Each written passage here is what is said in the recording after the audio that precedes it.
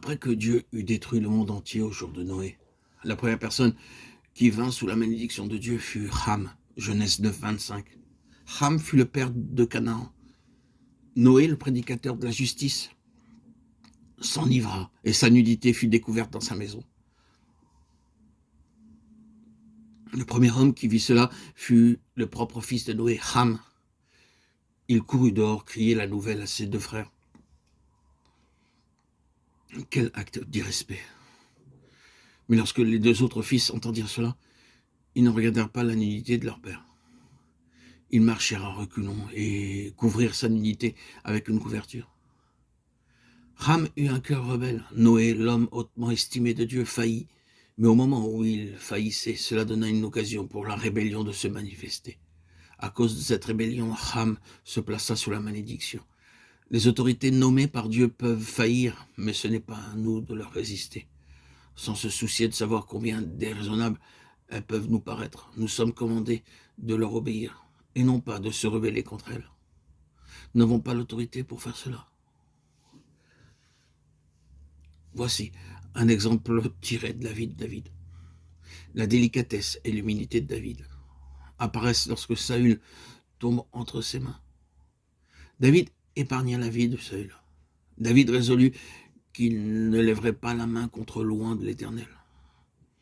L'autorité spirituelle est une affaire très sérieuse. Le livre des Éphésiens est spécialement significatif pour le croyant parce qu'il révèle tout ce qu'il possède en Christ.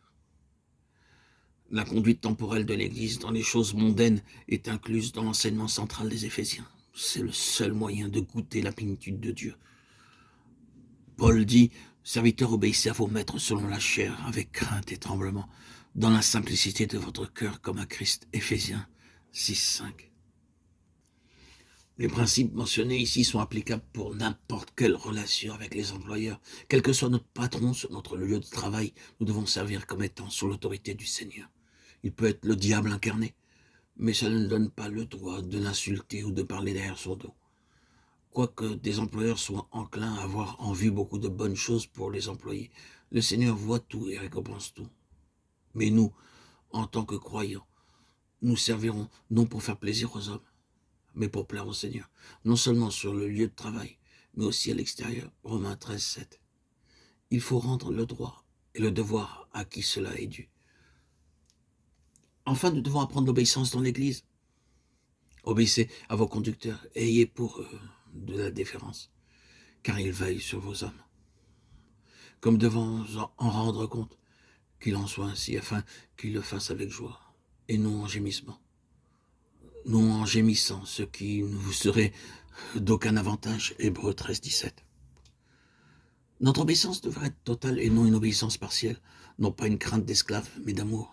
Rappelons-nous ce que notre Seigneur dit dans Jean 14, 15. « Si vous m'aimez, gardez mes commandements. » Notre obéissance doit être motivée par l'amour.